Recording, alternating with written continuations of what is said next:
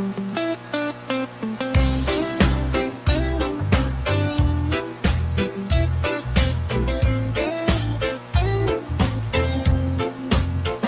dulo ng araw, ikaw ang matibay. Tahimik lang pero laging may saysay. Hindi ka nagyayabang pero alam ng lahat. Kapag ikaw ang nariyan, ligtas ang lakad. Sa bawat usapan may bigat ang dala. Sa bawat pasya mo may tapang at tawa. Kaya kapag napapagod, ikaw ang takbuhan. Kahit maikli ang biro, may laman ang dahilan. Toto Tirador, taong kasaligan. Toto Tirador, may prinsipyo ka pa. Ikaw ang idol ko sa katotohanan. Toto Tirador, hindi ka na magbabago. Toto Tirador, Toto Tirador. Kung may mali sa mundo, hindi ka umiwas. Diretso kang magsalita pero hindi masakit. May dignidad sa tingin, may linis sa kilos mo. Kaya sa gitna ng ingay, ikaw ang totoo. Sa bawat pagkakataon, alam ko ang sagot. Dahil ang pangalan mo ay may kasamang loob. Kung may sasandalan ako, ikaw ang pipiliin. Dahil sa mga salita mo may gawa at paninindigan. Toto Tirador, taong kasaligan. Toto Tirador, may prinsipyo ka pa. Ikaw ang idol ko sa katotohanan. Toto Tirador, hindi ka nagbabago. Toto Tirador, Toto Tirador.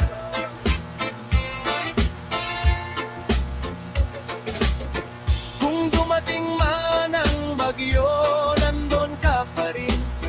Hindi takot kumarap sa dapat panindigan. At kung tanungin nila sino ang aasahan, ang sagot ko palagi, ikaw ang una riyan. Toto Tirador, taong masaligan. Toto Tirador, may prinsipyo ka pa.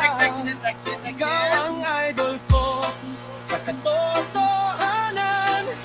Toto Tirador,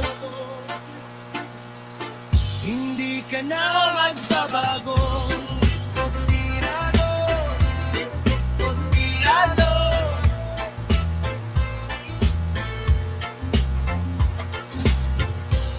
Ayan, dito na tayo mga kaibigan, dito naman tayo ay natin pipirahin po ang lahat ng mga masasama sa mundo. Para naman tayo ay mabuhay ng maayos. Ito na yun. Alam niyo ba, inexamin ko po yung decision ni Sandigan sa pagpalabas, pagtutok sa pagpalabas kay Bonnie. Nako! Wala palang ebidensya laban kay Bong Revilla lang ka. Puro kwento na ito si Boying. Eh, nga Boying, incompetent ka talaga. Yan po kasi ang problema. Basic problem dito. Ang trabaho ko kasi ng ombudsman ay trabaho ko na dapat ikaw ay sanay sa isla. Tawag namin yan yung trial lawyer. Pag trial lawyer, lagi ka sa korte, alam mo mga ebidensya pinipresenta, alam mo mga issue, pero ang nangyari po dito ay incompetence ni Boying Rimulya. Hindi ka kasi trial lawyer, Boying. Kaya kulang-kulang zero ang ebidensya mo naman kay Bong Revilla. May hazing sound ba?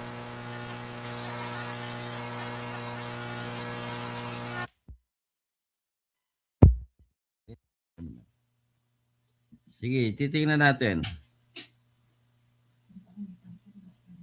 Hindi, kanta meron yun. Hello.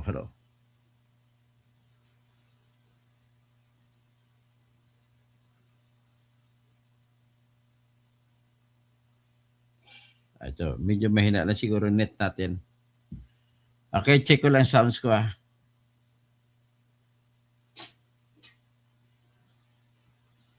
Mahina ang internet ko.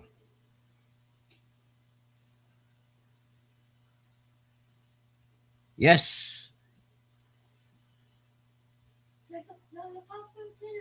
Yes, Toto Kasintirador. Check, sound check.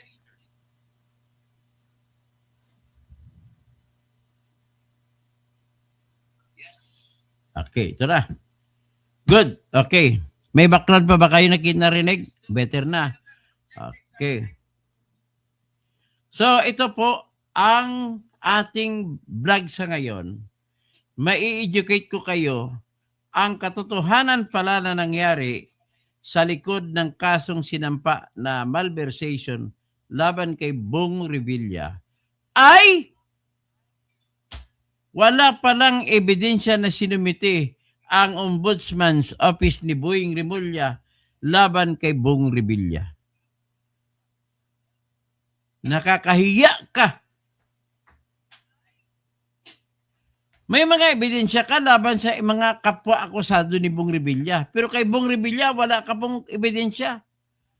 So tama ba ako sa aking sinasabi noon na nakadesinyo ang kaso laban kay Bong Revilla na i-acquit si Bong Revilla? Grabe ka talaga, Boying Rimulya. Tapos, kukunwari ka pa, may defense mechanism ka pa para hindi ka pagsuspitsahan, nag-anunsyo ka pa na sinabi mo na parang binayaran ang parang may ginawa na parang binayaran ang mga justices para palabasin si Bong Revilla. Kakahiya ka. Binasa ko po yung decision ng Sandigan Bayan. Very clear po yung ponensya. Very clear po. Kahit sa tatlo sila, yung dalawa, yung isa ay hindi bumuto sa pagpensa, pero bumuto po yung dalawa.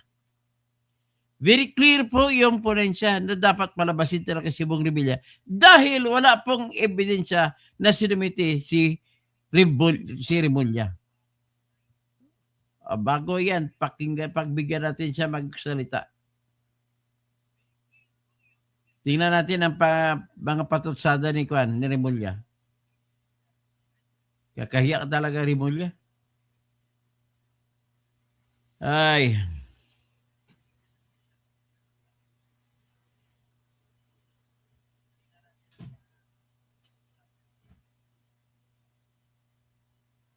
Inaasahan na raw ni Ombudsman Jesus Crispin Remulla na mapagbibigyan ng Sandigan Bayan ang petition for bail ni dating Senador Ramon Bong Revilla sa kasong malversation kaugnay ng umano'y maanumalyang flood control project sa Pandi, Bulacan. Sa kanyang radio program, sinabi ni Remulla na tila tinrabaho ang paggarantiya kay Revilla na makapagpiyansa. Matatanda ang Biyernes, July 31, ng pagkalooban ng korte ng pansamantalang paglaya si Revilla matapos maglagak ng 1 million peso bail. We predicted.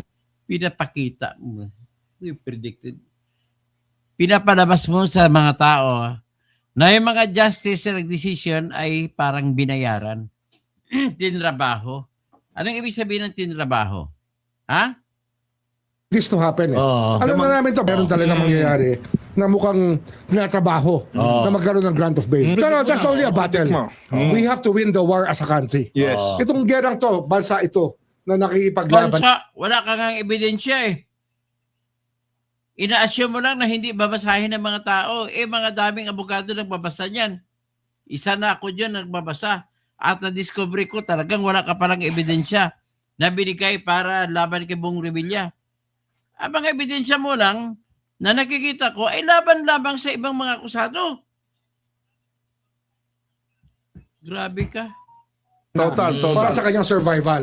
So we just need the country to help us. Una nang sinabi ng ombudsman na hahamunin nila ang desisyon ng Sandigan Bayan. Bagamat nirerespeto nila ang desisyon ng Anti-Graft Court, handa silang gamitin ang lahat ng legal remedies para patunayang matibay ang kanilang ebidensya sa papel ni Revilla sa umano'y questionableng Matibay. proyekto. Sa panig ng Malacanang, Siguro nga eh. nirerespeto din daw nito ang desisyon ng Sandigan Bayan. Sa kanyang social media, nagpost naman ang dating senador ng picture kasama ang kanyang pamilya at sinabing God is good.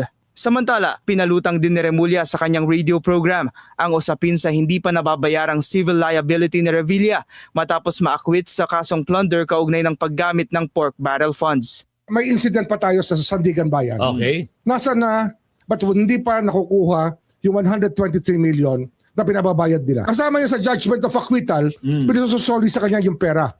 Hanggang ngayon, hindi pa nasusoli Ibang yung pera. kaso yun. Kaya ayon sa ombudsman, dapat magkaroon ng whole of government approach para matuldukan na ang korupsyon sa bansa. It has to be a whole of government approach Yes. to solve the problem of corruption. Anong mga whole of government approach sa inyong ginagawa? Sabi mo, bakit mo idamay ang lahat na isang galaw ang lahat? Eh marami diyang kalaban kayo, hindi makipag trabaho sa inyo. Kaya lang isang tao lang yan. Whole of government approach. Sa ombudsman, we raise the standard of reasonable certainty of conviction before we file a case. Tinaas na Wala ngang ebidensya. Paano mo sabihin na standard mo with reasonable certainty of conviction? Yabang mo. namin na standard. Hindi weaponized ang ito. Hindi weaponized ang Evidence-based. trabaho namin. Evidence-based. Evidence-based. Ngayon, Kwento ka hindi lang. lang kami yan. The other half of it is the judiciary. Makikipag-usap daw si Remulla kay Chief Justice Alexander Hesmundo kaugnay dito. Para sa Agenda Weekend, John Okay. Riz Galata, Billionario News Channel. Ito, ipakita ko sa inyo yung desisyon. Ano ba ang ebidensya na ginawa ni Bernardo? Ladies and gentlemen, lahat po na sinabi ni Bernardo ay hindi ebidensya. Dapat nyo pong malaman, justly, ito po, ipakita ko sa inyo. Grabe. Ang problema kasi kung ang ombudsman mismo may corruption eh. Sinadya no yan ang sampa na kulang-kulang ebidensya. Nako, ito po yung desisyon ng isa-isay natin.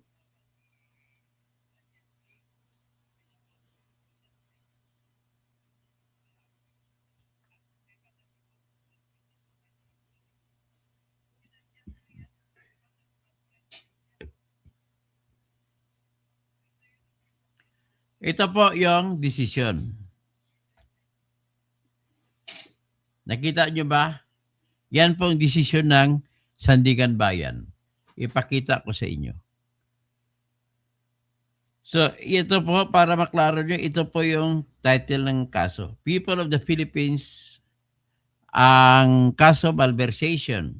Laban po kay Ramon Bautista Bong Revilla, tapos kay Bryce Erickson Diaz Hernandez, kay JP De Leon Mendoza, RG Salvador Dumasig, Emilita Capistrano Huat, Juanito Coronel Mendoza, and Cristina May Del Rosario Pineda. So, ang mga justice dito si Carl Miranda, si Moreno, tsaka si De Los Santos. Okay. Basahin muna natin ang kaso. The charge. Kita nyo, the charge. Yan ang kaso. Sundan nyo ako. Ang charge, accused Revilla, Bryce Hernandez, JP De Leon, Mendoza, RG Salvador Dumasig, Emilita Capistrano Huat, Juanito Coronel Mendoza, and Cristina May Del Rosario Pineda were jointly charged with the crime of malversation through falsification of public documents under Article 217 in relation to Article 171 of the Revised Penal Code. The pertinent portion of the information reads, The undersigned prosecutors of the Office of the Special Prosecutor, Office of the Ombudsman, hereby accuse Ramon Bautista Bong Revilla Jr., aka Ramon Bong Bautista Revilla Jr., Bryce Erickson Diaz Hernandez, JP De Leon Mendoza, RG Salvador Damasig, Emilita Capistrano Huat, Juanito Coronel Mendoza, and Cristina May del Rosario Pineda of the crime of malversation of public funds through falsification of public documents under Article 217 in relation to Article 171 of the revised Penal Code. That during the period of July 2024 to May 2025 or sometime prior or subsequent thereto, hindi nga maklaro kung kailan nangyari. Diyan pa lang, tigok na kayo eh. Hindi mo matumbok ang petsa ng pagkapangyayari. So in Bulacan, Philippines, and within the jurisdiction of this honorable court, accused public officers Bryce Erickson Hernandez, Assistant District Engineer and Bids and Awards Committee Chairperson JP De Leon Mendoza, Engineer 3 and Chief of Construction Section RG Salvador Damasig, Engineer 2 Project Engineer Emilita Capistrano Huat, Engineer 2 Materials, Engineer Juanito Coronel Mendoza, Accountant 3 and Cristina May del Rosario Pineda, Administrative Officer 3, all of the Department of Public Works and Highways, Bulacan 1st District Office, and as such are accountable for public funds by reason of the duties of their office, conspiring and confederating with one another and with accused public officer Ramon Bautista Bong Revilla Jr., aka Ramon Bong Bautista Revilla Jr., a Philippine Senator and Chairperson of the Senate Committee on Public Works of the 19th Congress, while in the performance of their official functions, committing the offense in relation to office and taking advantage of their official positions, did then and there willfully, unlawfully, and feloniously take and misappropriate, or consent, or through abandonment, or negligence, permit another person to take public funds in the amount of at least 76,916,337 pesos and 42 centavos, representing the amount paid to Sims Construction Trading, a sole proprietorship owned and managed by Sally N. Santos, in connection with the project construction of flood control structure Purok 5, Barangay Bunsuran, Pandi, Bulacan, which turned out to be a ghost or non-existent project to the damage and prejudice of the government through a scheme committed as follows. A. Bong Revilla, a senator, obtained from DPWH Undersecretary Roberto R. Bernardo a list of DPWH projects for funding facilitated or caused the inclusion of the said projects, including the construction of flood control structure, Purok 5, Barangay Bunsuran, Pandi, Bulacan, in the expenditure program under Appropriations Bill and in the 2025 General Appropriations Act, and received through Yusek Bernardo kickbacks, advance commissions, or a percentage of the funds allotted for the said projects, including the aforesaid project in Pandi, Bulacan.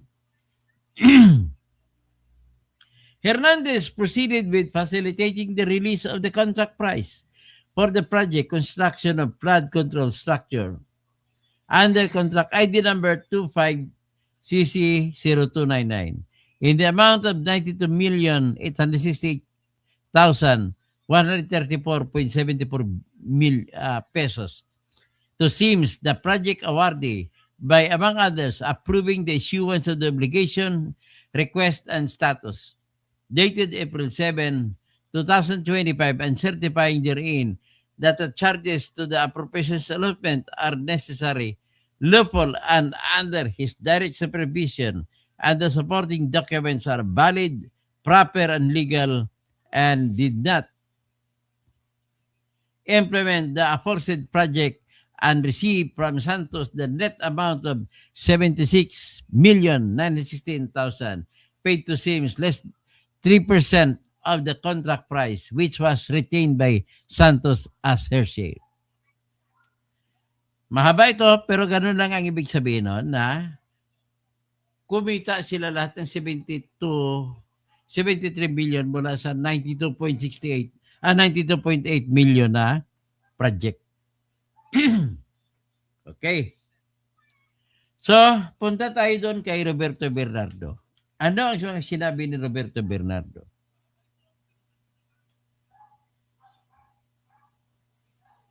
Page 14.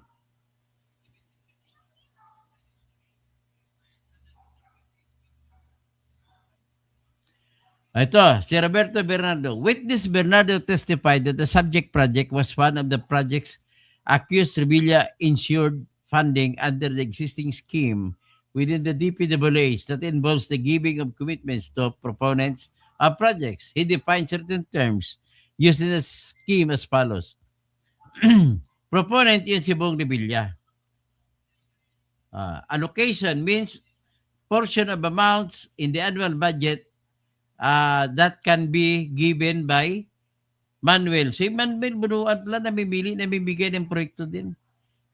So suppose witness Bernardo testified that Bunuan told him that accused Revilla had allocated at least 1.5 billion pesos in the 2025 budget of the DPWH. Secretary Bunuan said that accused Revilla was expecting this allocation.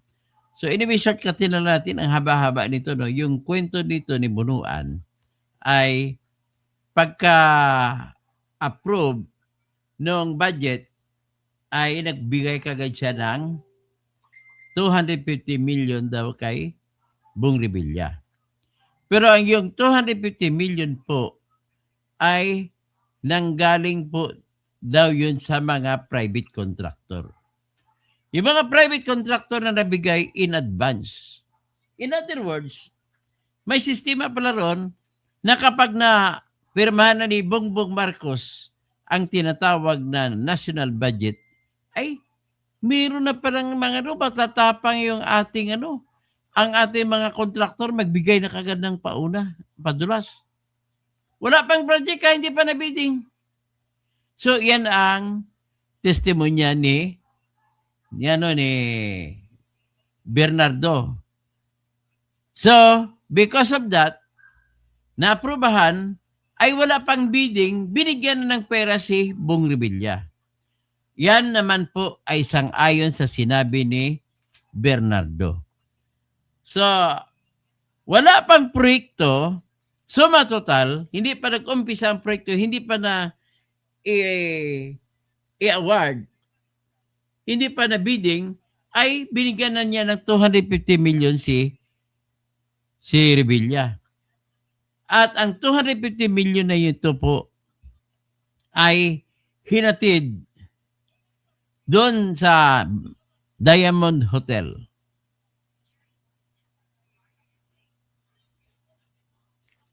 So, hinatid sa Diamond Hotel at kinuha daw ng tao ni Revilla.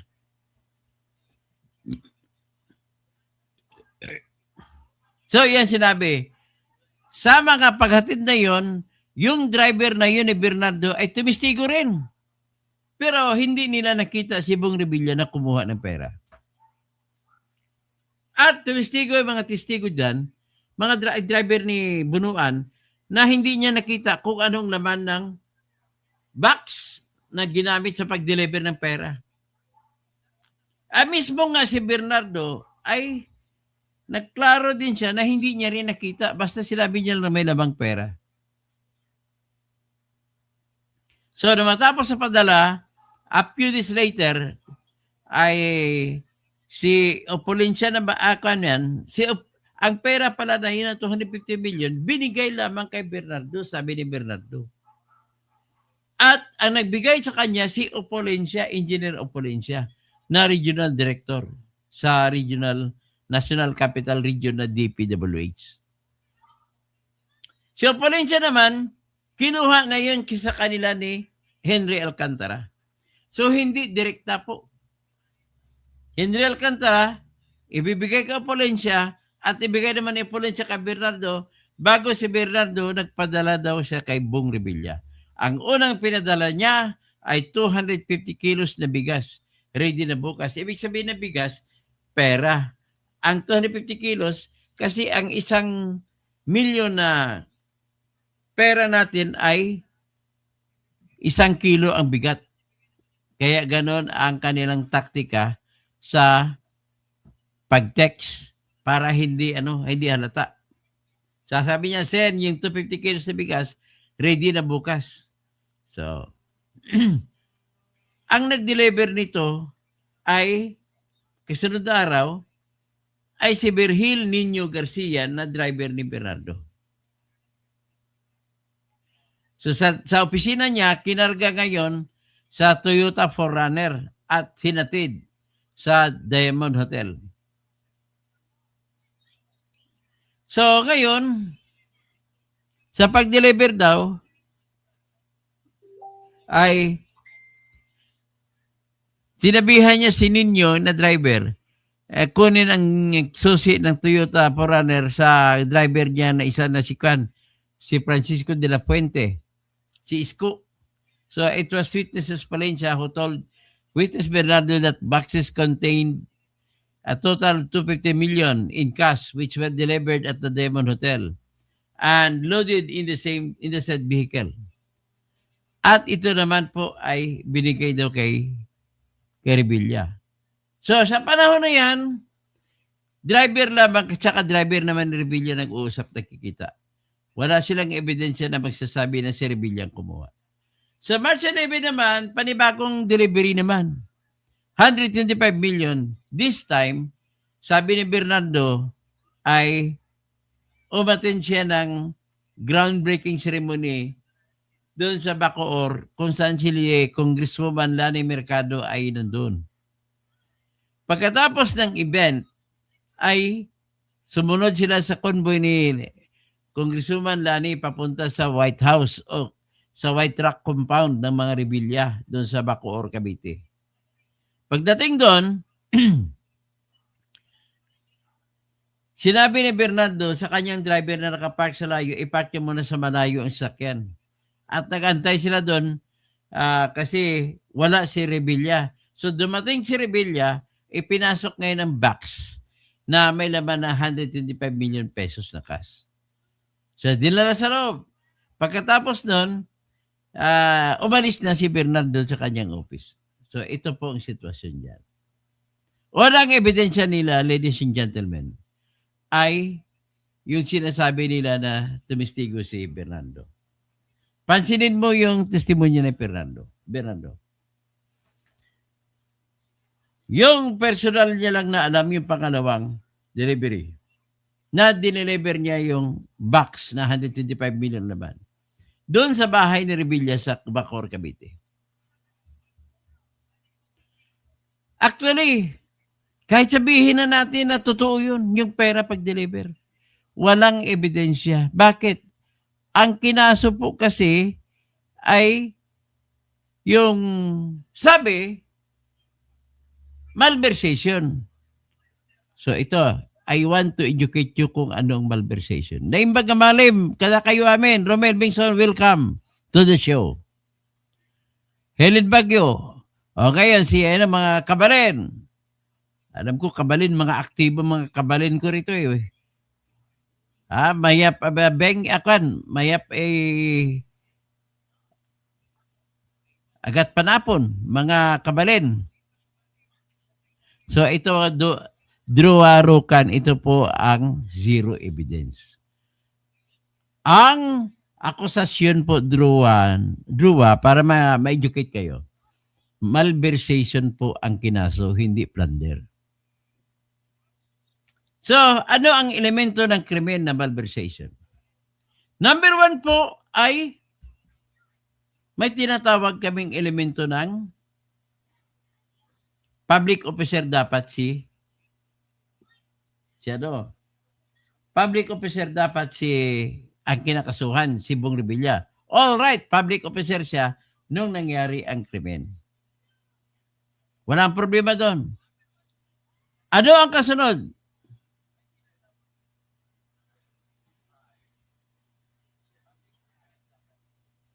Ang kasunod po, dapat ang pera, ang public officer ay nakalikom ng pera na public money. So ngayon, public money. Ang kasunod ay may ginawa si Bong na mga akto na napunta sa kanya ang pera. Ano ang partisipasyon ni Bong Revilla sa bidding? Ang mga testigo po lahat nagsabi na wala si Bong Revilla ron. Hindi nila nakita sa pagpabidding. Ang lahat ng testigo nagsasabi na konfirma na wala si Bong Revilla ron. At nakumpirma sila kahit ni isang dokumento walang pinirmahan si Bong Revilla. So zero ang evidence. Ulitin ko lang, zero ang evidence. Ngayon, anong kasunod na elemento? Mga kabsat ko, kabalin, mga bugto ko, maupay nga kulop sa mga waray-waray. Ang kasunod na elemento, drawarukan, ay dapat nakahawak sila ng pera ng pamahalaan. Sino ang binigyan ng pera, sabi ni Bernardo? Si Bong Revilla lang. Hindi siya nagbigay sa ibang akusado.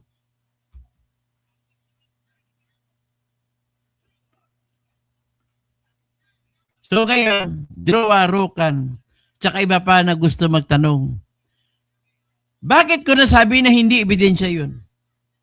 Ang akusasyon drawarukan ay malversation. Dapat ang kinuha ni Bong ay public money, public funds. O ngayon, napatunayan na yung binigay ni Bernardo ay galing sa private contractors. Hindi yan pera ng gobyerno. Napatunayan ng justices na galing sa mga private contractors, binigay ng advance. Diyan na ngayon makikita nyo ang pagpasok ng criminal law.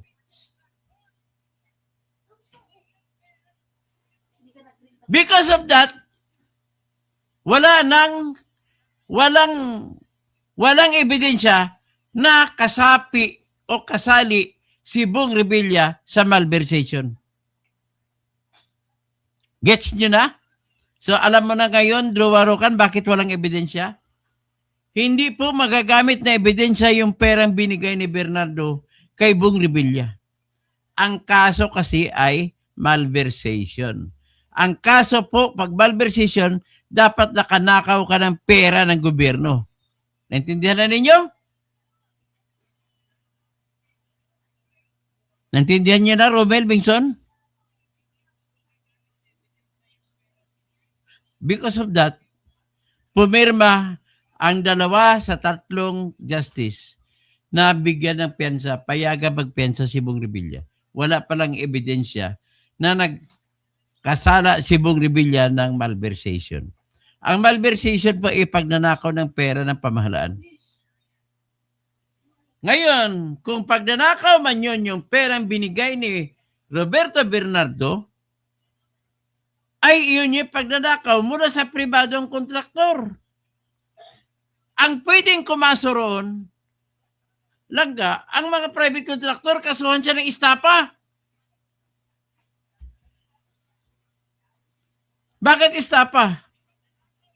Sasabihin kasi, sabi mo may kapangyarihan ka na magbigay sa amin ng proyekto.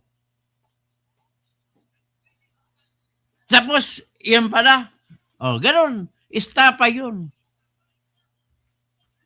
Yan ang unang rason kung bakit pinirmahan ng mga justice ang pagpiyansa ni Bong Revilla. Jonathan Bordabio, maayong odto, Kasimanwa, ara kagari sa Barbel, Coronadal City. Kay Ingkong Binago, mapya mahapon sa iyo, Bapa Ingkong Binago. Klarong-klaro ba, Romel Bingson? Ibig sabihin po, incompetent si Rimulya. You do not deserve to be an ombudsman. Hindi ka kasi naging trial lawyer, kaya yan ang resulta. Madali kang lusutan. Matinik po mga trial lawyer kagaya ko. Ay, nako. Kakahiya.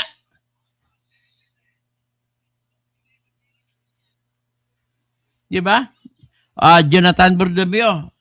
Alam niyo, naintindihan niyo na. Tekla, naintindihan niyo na? Sidney, naintindihan mo na kung bakit? Yan ang unang rason. Helen Baguio. Intindihan nyo na.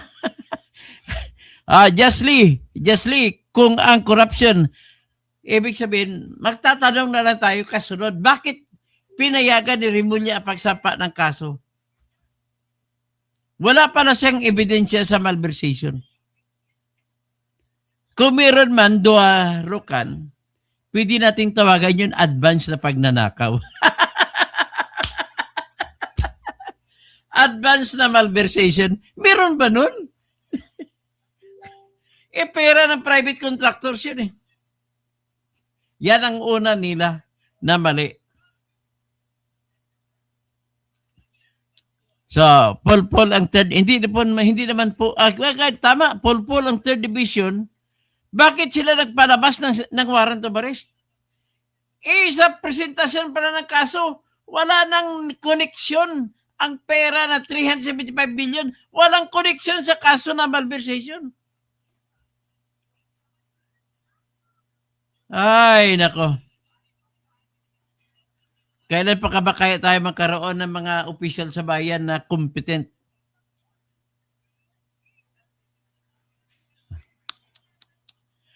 Pagkatapos yan, mayroon pang ibang dahilan. Ano pang ibang dahilan? Ito po. Sa testimonya ng lahat ng testigo, ni isang papel walang pinirmahan si Bong Revilla doon. So, hindi pwede mai-connect ng mga justice si Bong Revilla. Maliban sa pera, yun lang. Pangalawang puntos yun na pinayagan sa magpiyansa. Pangatlong punto, ang aligasyon nila ni Ombudsman ay si Bong Revilla daw ang nag-insert, ang nagpa-approve sa mga proyekto na yon. Anong problema? Helen Baguio, Naimbag Malim. Ano nangyari ngayon? Wala silang katibayan na nakita nila na si Bong Revilla ang nagsingit ng pondo ng budget para sa General Appropriations Act of 2025. Kasi bakit? Anong sinabi ni Henry Alcantara? Hindi po namin alam kung paano ginawa ni Bong Revilla. So, kung wala kang alam, nag-live ako. Kung hindi nyo alam, ibig sabihin, hindi mo pwede sabihin na guilty si Bong Revilla. Sinabi ni witness Henry Alcantara, hindi niya nakita kung paano tinrabaho ni Bong Revilla na nakapasok ang budget. Ganon din sinabi ni Bernardo Roberto, hindi rin nakapasok. Ganon din ang sinabi ni Engineer Opolencia, hindi niya rin alam kung paano pinasok ni Bong Revilla ang budget, bakit pumasok at napirmahan na sama sa General Appropriations Act 2025. Pangatlong punto yan, wala pala kayong ebidensya, ibig sabihin, sa umpisa ay walang partisipasyon si Bong Revilla.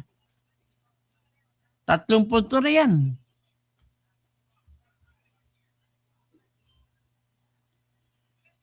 Pangapat, Sabi ng Sandigan Bayan, ang proseso sa proyekto, una, pagplano. Pangalawa, pagpapasok sa budget. Pangatlo, pagpapabidding. Pang-apat, proyekto kompleto na at kasama ang bayad yan. Ngayon, sabi ng Sandigan Bayan, kahit sabihin natin na nakialam si Bong Revilla sa pag-planning, kailangan kasama ka sa lahat. Wala namang ebidensya na ipinakita na nakipagkutsaba si Bong Revilla sa kanila.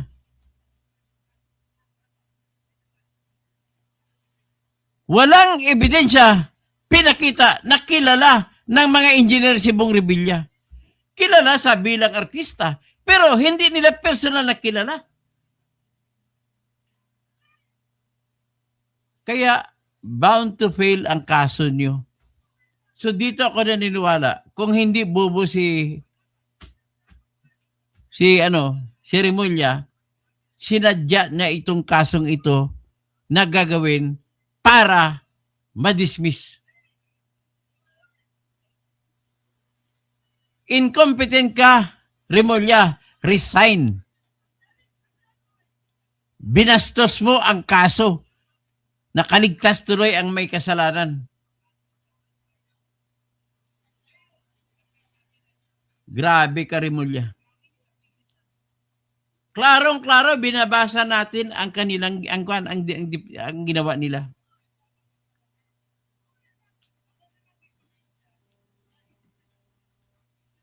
Oh, hanggang dyan na muna ang ating marami pa akong sasabihin patungkol sa desisyon. Hay, maraming salamat po sa pagpapanood ninyo. Mauro Lingan, Sir Toto, gago talaga yung si Remulla. Super sinungaling. Talaga, antay na lang tayo sa 2028 kung may tatakbong Remulla. Huwag na natin iboto. Tama po kayo.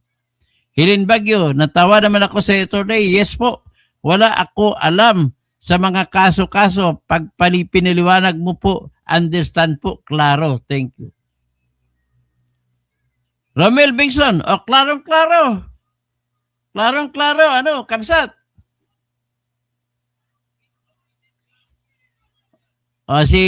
Kasimanwa, Jonathan Bordamio, klaro? Sino may kasalanan ngayon? Si Ombudsman Remulla. So magandang hapon po. At paki-like na lang kasi para dumami naman uli. Na shadow ban kasi ako eh. Para dumami na naman uli manonood sa akin. Paki-like, paki-share, paki-comment, tapos paki-follow naman ako, paki-subscribe ako, total libre lang naman ito eh. Pagtapos, paki-follow mo ako sa Facebook ko para dumami din yon, sa aking TikTok, hanapin nyo na lang, sa aking Instagram, hanapin nyo na lang, at saka sa aking Twitter. Magandang hapon po sa lahat. Mamaya na akong babalik. Magtatrabaho. Maghanap buhay muna po si Toto Kasing. Pero bago yan, nais ko lang sabihin sa inyo, walang api kung walang magpapaapi. At kailangan laban. Ituloy ang laban kasi pag hindi mo itutuloy, wala kang pag-asang mananalo. Parang gaya lang yan. Paano ka manalo sa luto kung hindi ka bibili ng ticket sa luto? Ganun lang po yan. Kaya ituloy lang natin ang laban. Let us have that attitude to fight on, to move on, regardless of any disturbances along the way. Ganun ang gagawin natin. Yan din po ang ginagawa ko. Alang-alang ito sa ating bayan kasi senior citizen na po ako. That's the only thing that I can leave to the Filipino people. Education, knowledge. Kaya pagdating, tanggapin nyo kung may ayuda ibibigay, may 12,000 na ayuda ibibigay si Bongbong Marcos. Tanggapin nyo po. At iboto lang ang iba. So, tanggapin ang ayuda, iboto ang iba. Maraming salamat po.